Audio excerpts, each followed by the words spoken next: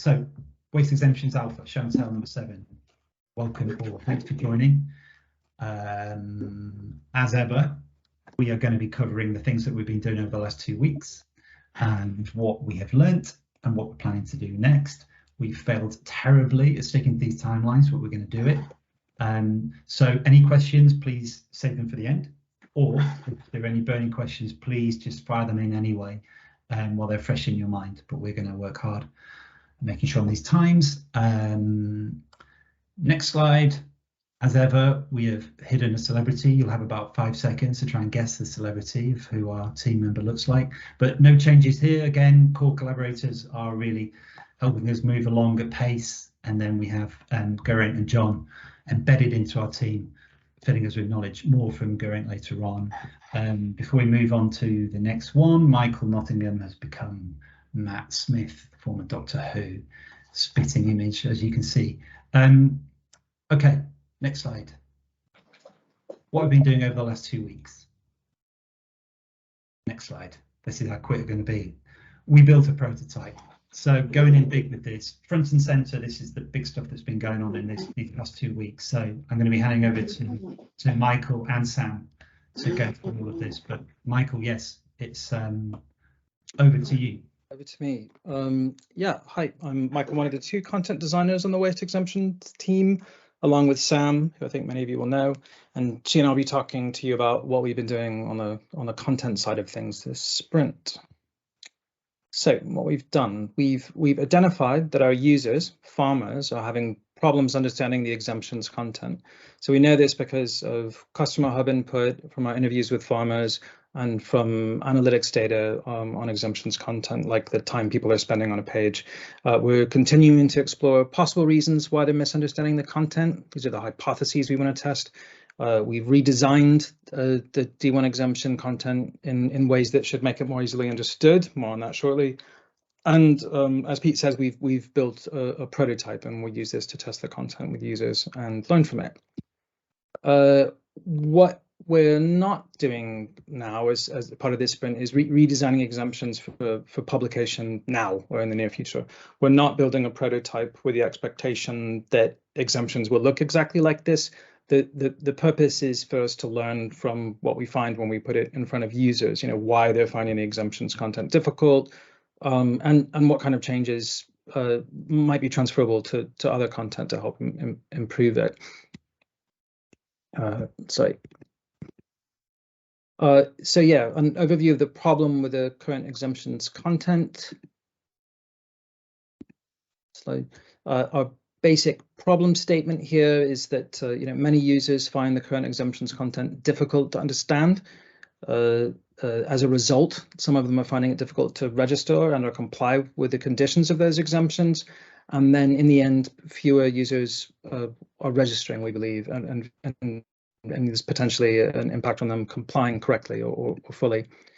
Why they might not understand the exemptions, these are our hypotheses. We sort of threw those out there. The reasons we think they might not understand based on our knowledge as content and UX designers of how people use web services, how they read on the web, and on best practice that's based on a wealth of data across government services. And so there's some of them. We then had a prioritization exercise, using that knowledge that I just mentioned. We came up with some core ones that we want to test using that prototype.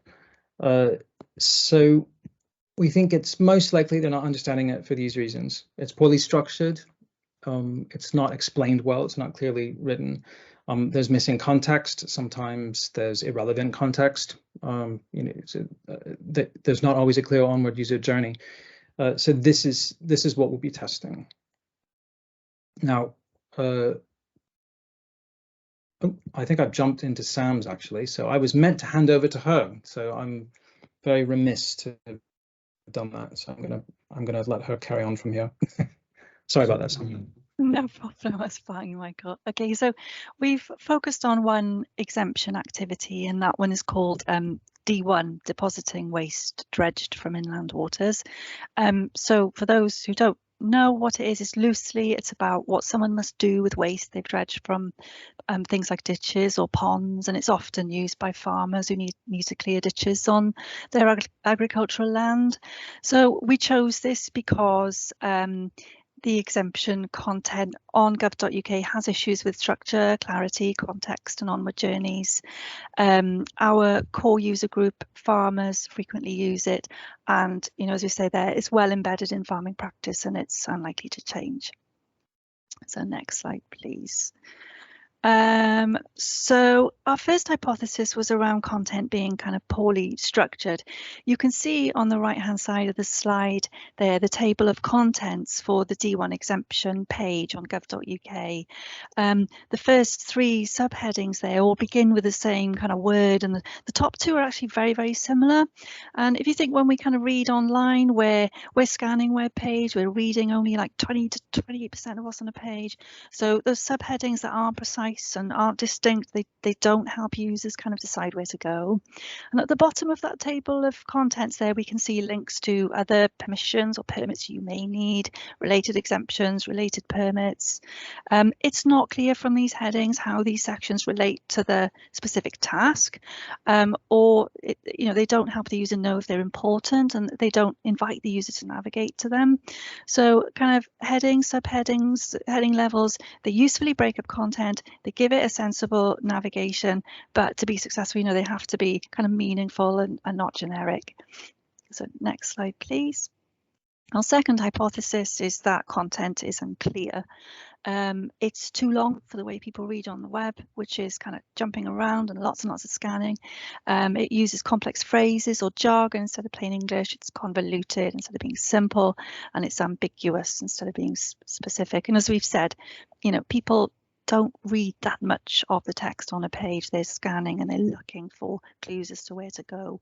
And for every kind of 100 words, we're putting more and more pressure on the brain to kind of understand what's going on there. So the quicker we can get to the point, the simplest and clearest way possible, then the greater the chance users will see what we want them to see and be able to act on it. So there's an example there on the right hand side of unclear content from the D1 exemption. Users have clicked on that subheading, types of activity you can carry out. If you remember from the earlier slide, it's the first subheading. If you meet the requirements, you do not need to apply for an environmental permit when you deposit non-hazardous waste from dredging inland waters, dredging spoil on land under a D1 exemption. So what they read is not what the heading suggests it will be. They aren't given a description of activities the user can do under that exemption. They kind of learn that there are requirements they'll need to meet, but it kind of immediately then talks about environmental permits. They learn something about non-hazardous waste, and maybe they're thinking, what about any hazardous waste I might dredge? They're introduced to a term, dredging spoil in brackets, and that may or may not be needed for the user to complete the task. So there is an awful lot going on in that first sentence. Next slide, please. We then focused on content that's missing important context. On the top right of the slide, you can see that under the subheading, other permissions or permits you may need, users are told that they may need planning permission. So it says, as well as registering the D1 exemption, you may also need to comply with other legislation. For example, you may need planning permission. There's no context around this to help the user understand why they'd need to do this. There's nothing to explain what type of activity they might be doing, which would mean that they'd need to explore whether they need planning permission. So, this thing of having it out of context and not embedded within the piece of content that makes sense and makes it really difficult for users. We also looked at context that isn't relevant. So underneath the example on the bottom right there, this exemption includes information about waste codes. But we understand that users carrying out this type of activity don't even really need to know the waste code because they're not required to complete any kind of waste documentation. So again, users are having to figure out whether they need to know this stuff or not. Is it for me? Does it matter? They're kind of not sure. Next slide, please. The content doesn't have a clear onward journey. So the top right there, the EA exemption content tells users they must do something. So they must, if they remove large items or litter, etc., they must make sure they send them to a facility, a site that's authorised to accept it. But it doesn't give them the opportunity to easily do that. Underneath that, this is quite a messy slide, sorry, but the page is quite challenging. So underneath that, there are three kind of snips there of content from the page, mostly which is under the other and related permits exemptions part of the page, where it's linking the user out to other content on gov.uk. It's actually repeating itself, so it's linking users out to the same information. It's saying the same thing 2 or 3 times. It's taking the user often to very general pages, which possibly aren't particularly helpful for the user. And in some cases, it's linking the user to information elsewhere on the same page called an anchor link, which are quite disorientating for users. That's it. That's me done. Thanks, Michael. Back over to you. So I think next I'm going to talk about how we plan to test our hypotheses. So to begin with, we've redesigned the D1's exemption content for testing, as we've explained. That's acting on those hypotheses. We want it to be clear and simpler, better structured, have that relevant context that Sam's just talked about, and to provide the better onward journeys. We have created a prototype, which we mentioned, that will also test design features and patterns that we think will help users more easily understand the exemption. We've also added an extra step in the journey, which I'll show you when we show the prototype. We will then take that prototype that contains that new content and show it to users. We're going to, our core user group is farmers. We'll ask them to look at that as if they were applying for a D1, find out if our hypotheses are correct by seeing if the changes did in fact help their understanding. In the process of that testing, we'll also find out if there are any other issues with the content, and we can, then use those to inform next iteration of the prototype or our next steps in alpha. And then we want to then learn from those findings. So we want to apply what we've learned. We do this in a couple of ways, depending on what we find out. If our hypotheses are correct and the current content is hard for farmers to understand because it's too long or poorly structured, lacking context, etc., then we know that improving other exemptions content that's similarly confusing should help registration and compliance. But that's just one learning, and we might also continue testing this prototype after another round of changes or create another prototype. It's basically it's a learning exercise. It's used as stimulus to reveal and refine user needs and behavior so that we can design content and services around those.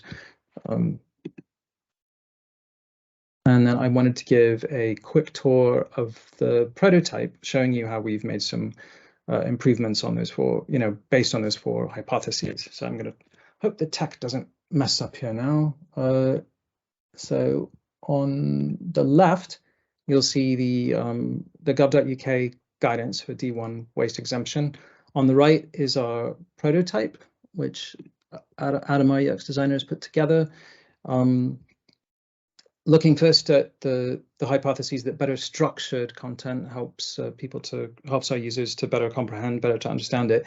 If we look at on the gov.uk side at the start, it's the usual gov.uk guidance format, which only really functions if it's used properly. So the summary up here should tell the user if the content is for them.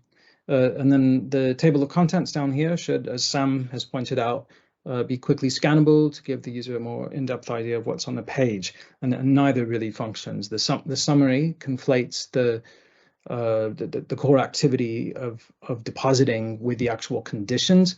It's an important distinction. The table of contents, as she mentioned, it uses headers that don't coherently organize the content. They don't really give the user clear indications of what's covered in the content.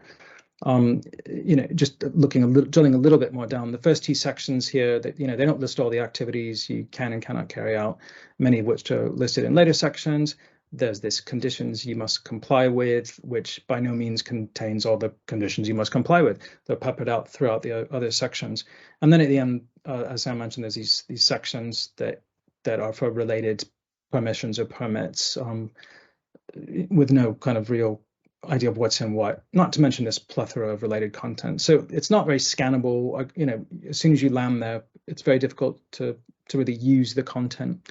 In the prototype on the right, we've restructured the content so there's a simple, clear 2-line summary of what the exemption is for.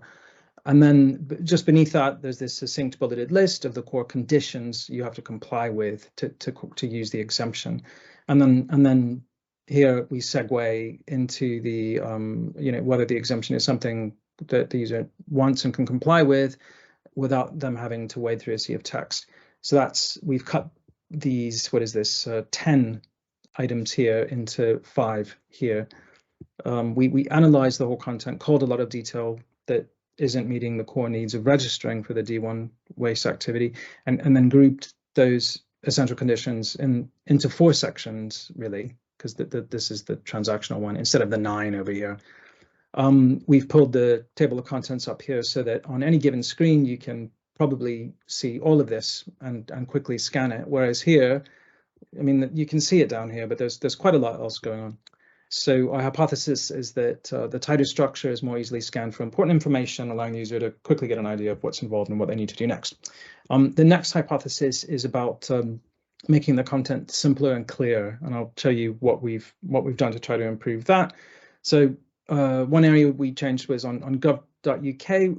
We have here we're told in quantity of waste you can deposit here, that this is one area we try to make it clear. It says you can deposit, screen and do water up to 50 cubic meters of dredging spoil for each meter length of land you deposit the waste on over any 12-month period. And this is not ideal because first of all, it's packing a lot of information into a single sentence that's very difficult to parse. There are 3 conditional clauses in there.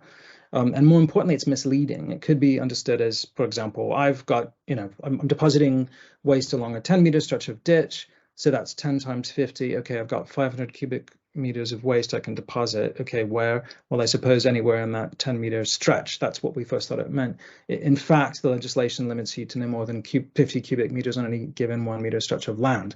So in the prototype, we've addressed that in this section where you must deposit the waste. And it's just quite straightforward, breaking it into 2 sentences. And then the second kind of tells you, what to do if you want to deposit it somewhere else. Next, in the gov.uk content, in the gov.uk content and the conditions on where you must deposit the waste, those are buried halfway down in that conditions you comply with section. So that's there's some confusing phrases here and terms in legislation that we work to understand and unpack. And so, for example, it says here you must initially deposit the dredging spoil somewhere, which kind of begs the question, well, after I initially deposit it, then what? Sounds like you might be able to put it somewhere else. A lot of this section talks about this closest possible point, but it doesn't really do a good job of making it really clear what that means. In fact, it could all be misconstrued as saying you can deposit the waste on the other side of a building next to the inland water, which is in fact the closest possible point, and that's not allowed by the legislation. There's sort of some other phrases like takes into account any factors. It doesn't really tell the user very much. They need to take it into account, but what's the takeaway? It's all a bit buried and unclear.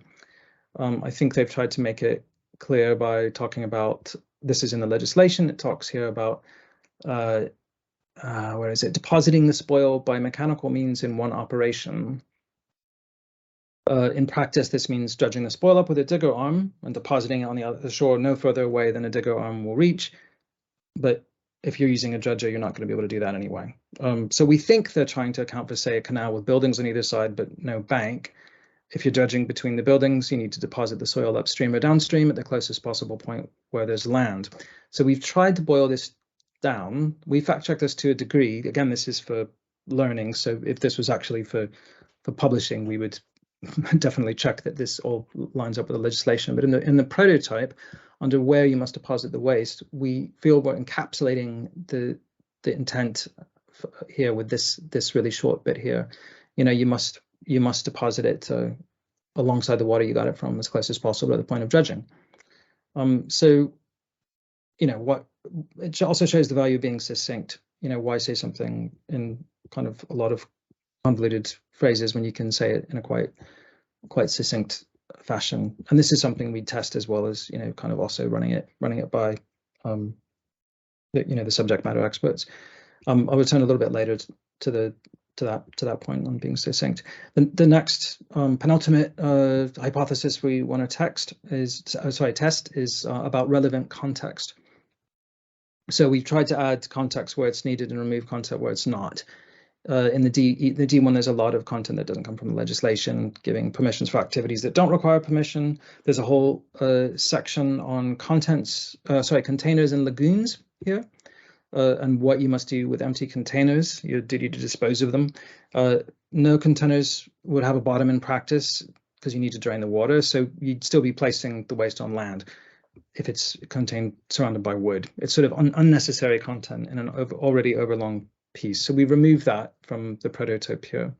And Sam also pointed to the you may need planning permission under other permissions or permits you may need. This lacks the useful context of, okay, well, what do I do now? In what situation do I need a planning permit? We don't know that yet, but in the prototype, we've looked at one way you might contextualize it up here and how much waste you can deposit. It says, if the likelihood is that it's actually by depositing an excess amount of waste, that's when you might need planning permission. We could put that here. This might not be the case, and we may revise it, this section, but it's sort of one way that, where you can be confident that is the context where you need a planning permission. It's better to put it in a kind of useful framing like this. And then finally, on this point of context, further down in the prototype, you can see we've created a section here called using the waste in place of the gov.uk's here we go, related exemptions section. So we've made that section header much more useful. Literally, it's about using dredged waste rather than depositing it, so it's relative context. And then we've cut the U13 waste exemption because it's not no one who's dredging is the operation of dredging and depositing is different from cutting down trees. So we think it doesn't really align with the core user need. And of course, we've removed those waste codes that Sam referenced. And then finally, the other hypothesis we want to check is about onward journeys. And Sam has given examples, where there isn't a clear onward journey. We've partly addressed some of that by giving that better context to the content and related exemptions and related permits. So we've put spreading waste in better content text and linked off to the related exemptions, but also the opening sentence of this other permissions or permits you may need. There are different remit options for depositing waste. That's neither good context nor a clear journey. So in the prototype, we try to address this by providing links to waste permits here and how much we can deposit, and then here and where you must deposit it. So we're giving that context and those onward journeys. So those are hypotheses. We're also testing some design features. So for example, at the top of the prototype, we've been able to make the title a lot more kind of scannable by using kind of a pattern. So it says here waste exemption activity that would appear at the top of any of these such guidance pages, and then we can just lead with D1 instead of having D1 waste exemption. So that's clear, kind of easier to scan. It's clear. Also, we've put in things like this is quite frequently used in kind of the gov.uk because it's just a call, kind of not a call to action, but like it denotes something quite important. And then we've also added another step in the journey. If you click here in the prototype, register an exemption, you come to a new page we've created. Check you're ready to register. And that's really to highlight the problem with the wider journey through exemptions, because at present you need to register all exemption activities under a single exemption in the web portal. You can't edit that exemption. If you want to add or remove an activity, you need to deregister it and begin it all over, I think, and that has to start with a phone call. So this page is mostly to highlight the work that needs to be done, and that's something, you know, that content and IT would work together to kind of improve that larger journey. So let me see if I can go back to our. That was the prototype, and then oh, it's taken us to the beginning. I don't know why it did that, but I'll have to just. My computer's a bit slow while broadcasting, so sorry. I've got an idea.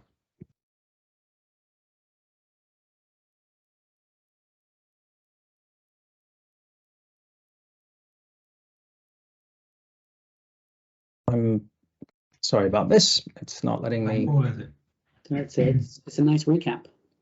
It's a very quick recap for the speed readers. Yeah. Yeah, anyone that's joined us late, this is what we just covered up to this point. Yeah. Don't worry, Michael, this is great. And we're on schedule as I promised. I'm sorry if I talked a bit quickly. I was a bit worried there was quite a bit to cover in showing the prototype. So I was maybe a little bit speedy. Okay, so yeah. And then, yeah, to close the content section, I kind of wanted to talk a bit more generally about a kind of prime content principle. The fact that, you know, less is often more. It's kind of a cliche, but it's true in content for a few reasons. So I'll just quickly talk to some of those. For one, you know, content shouldn't be duplicated. You know, users want a single source of truth. We know that. This also helps search engines get the users to the content they're looking for. So rather than, you know, when you have multiple pieces of content referencing or kind of explaining the same thing, you tend to end up with a long list of content in search that's possibly relevant, possibly not. It's also important for version control, so you don't have multiple pieces of content to update every time there's a change in legislation or whatever, which can be hazardous because then you know that's things slip through the crack. And maintaining it also, it's about maintaining an authoritative single source of truth. Helps users have confidence in the content, which doesn't mean a one-stop shop, by the way. It's sort of, you know, content works best for a single task. But the more interesting that I wanted to talk about really is this designing for the common need. You were designing, you know, kind of for the majority who you know, who want to actually, I'll get to that point last. Sorry, I swapped this around a bit. We do this in one for one reason is because, you know, if we try to be exhaustive, we're never going to cover every scenario. So by giving that impression, we could be setting ourselves up for trouble. The user could get the wrong impression that this is, you know, covering every permutation. There's also we'd want to emphasize that guidance doesn't replace regulations. It interprets the parts of regulations relevant to the task and exists parallel to them. Legal phrasing is important in certain contexts, but it can be problematic in guidance. If guidance is because it's not easily understood. If guidance is misleading or likely to cause users to break the regulations, it needs to be rewritten so that conditions and requirements are clear rather than rewritten in legal language and a lot of footnotes. It's well evidenced that users often won't engage with that content. They might not understand it. So the approach is actually self-defeating. Not to say that there aren't sometimes cases where we need to use terms with a precise legal meaning, but you know, that might need to be explained. The other thing is that accessibility regulations do require plain English to be used. That there has been at least one lawsuit where web content was so difficult to parse that it was deemed inaccessible. So it's actually, ironically, a legal requirement to be, you know, plain English rather than legalese in the context of guidance. It's a tricky balance. And then finally, excess detail doesn't deter the minority. Like throwing everything in doesn't actually deter the minority who want to circumvent the regulations, you know, the ones who are kind of chancers. It actually is just more likely confusing everyone about what they need to do and what the requirements are. So getting that detail right involves making sure that content is as simple and succinct as it can be and focuses on the core needs while, you know, doing that as quickly and accurately as possible. And that relies on the subject matter experts,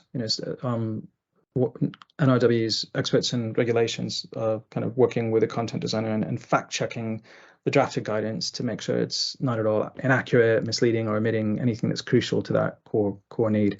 And it can be a struggle to get that balance right, but it's also a good reason, why we'll look to things like pair writing, where we'll have those, that internal expert work with a content designer to get that balance right. And on that note, I'll now pass over to Geraint, who will talk about how this approach of designing for the common need, particularly that third bullet there, has parallels with models for compliance. Yeah, thanks, Michael. I just wanted to talk quickly about, just to follow on, as Michael's mentioned, some of the points he's made there. I found what he was saying here really interesting, because there are some quite strong parallels with this and some lessons we can learn. Someone like me who writes guidance, interprets guidance, and leads on various bits of waste regulation for the business. There's some stuff here that we can really learn from, and I found it really interesting looking at Michael and Sam's approach to writing that prototype you saw earlier on, but how they thought about targeting the audience. And to me, it aligned with some of the way we think about the people we regulate. And I mentioned in a previous call about the blobby model, we call it colloquially, but it's a way of categorizing those we regulate based on their attitude and their approach. And it basically splits them up into six categories. They're on that slide there, look. So bottom left are the people who are least compliant, and those in the top right are most compliant. So they range from criminal, chancer, careless, confused, compliant, champion. But looking at this, I think this is really useful in terms of who we aim our guidance towards. And if you take this and the things that Michael mentioned earlier, I think we can produce much better, more effective guidance. Now, this is mainly used for compliance checking, and we've always historically used this to decide how much effort and the type of effort we throw at those we regulate. So those in the top right need no effort from us. Those in the bottom left need all the effort from us. But this, obviously, we can switch this around to thinking about who on earth does our guidance target, who will it be most effective for. And in the past, I'm not sure we've always been good at that. I know when I've personally written guidance, we've always tried to be comprehensive, right? So we'll include everything in there, thinking it'll cover all the possible scenarios, all the possible kinds of people we're dealing with, assuming that the more we put in there, the better it'll be. It'll cover more people. Now, Sam's evidence that she mentioned earlier about how people actually interact with guidance shows that that's not actually effective, and it can be counterproductive because it'll put people off. They're not getting the larger audience, those we're really trying to target, won't get the messages we're trying to get across. So to me, the audience we're trying to aim towards is in the middle there. It's the careless and the confused people who would benefit most from the kind of guidance we're providing. Those who are champions, those go beyond the compliance, those compliant and champion, they're already well aware of what they need to do. And they've probably got their own methods of finding that out. They probably don't rely on us quite so much.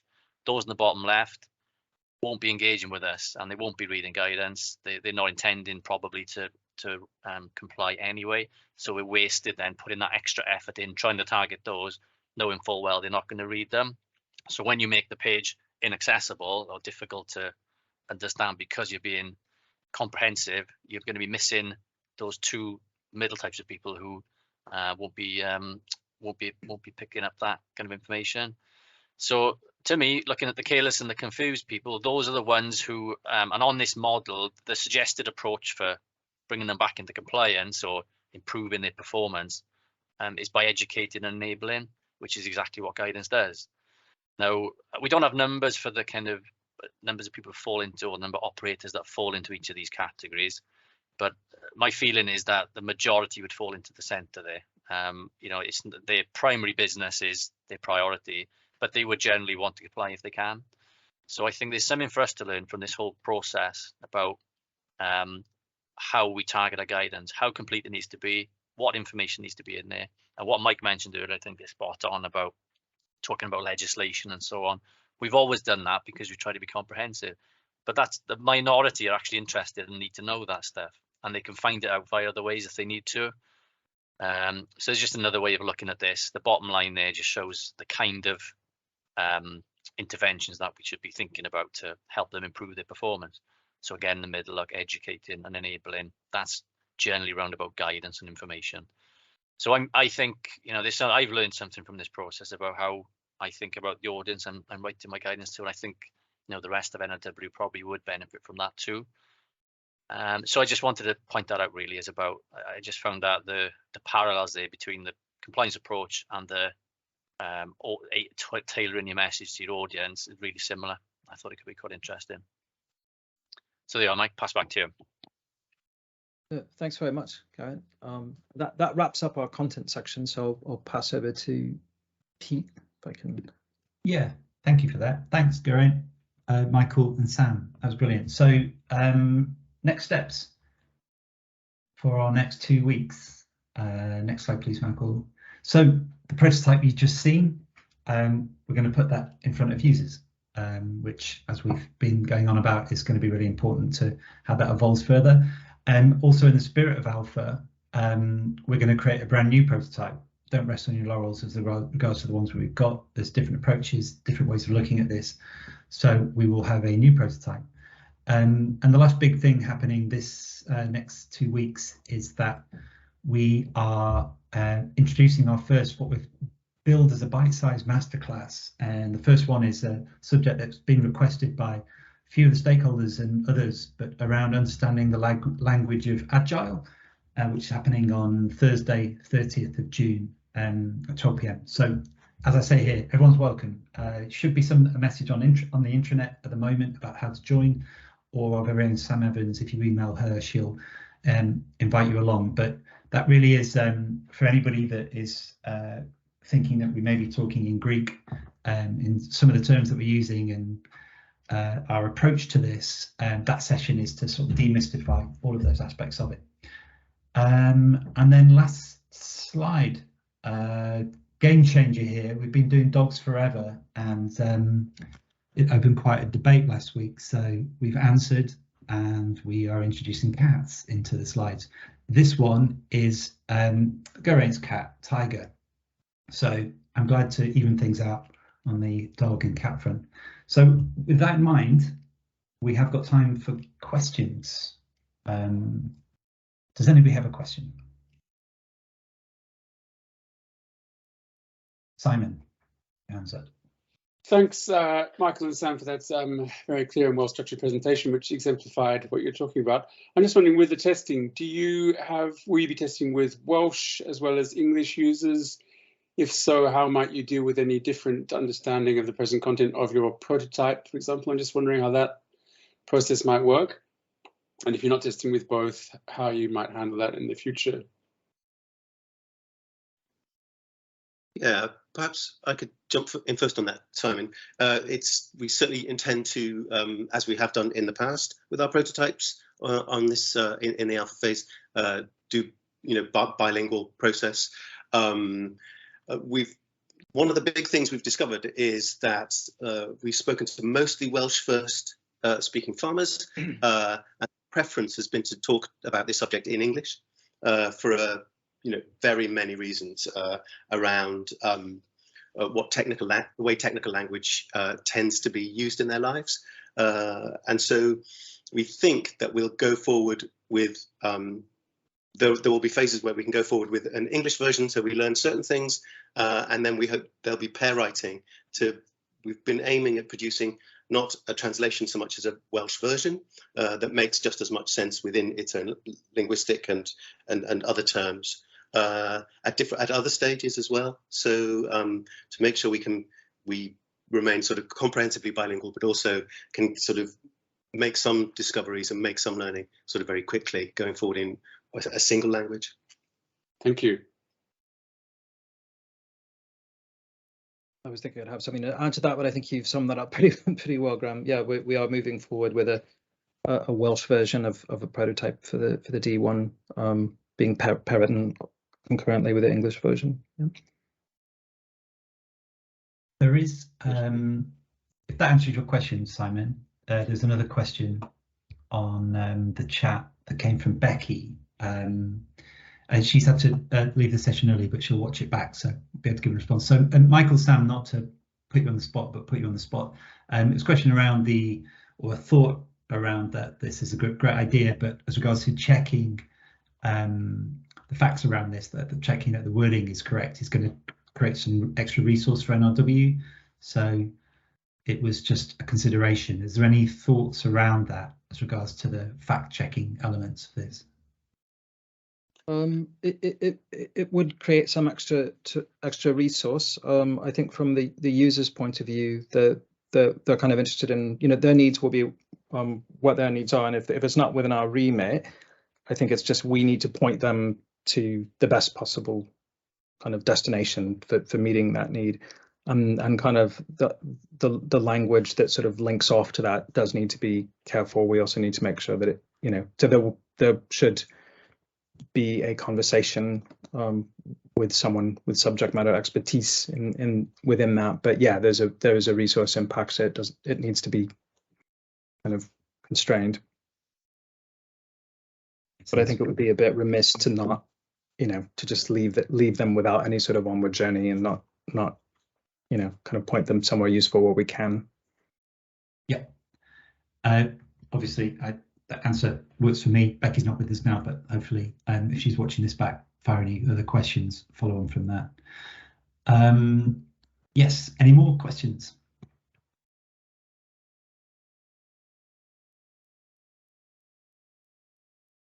Worries if not. To my absolute surprise, we are bang on time. So happy to close the session down at this point. I will, as ever, be sending out the video, so please, you'll get another chance to watch back any of those bits that we've had to go through, and if it was too fast for you, you've got a chance to see it again and fire any questions back our way.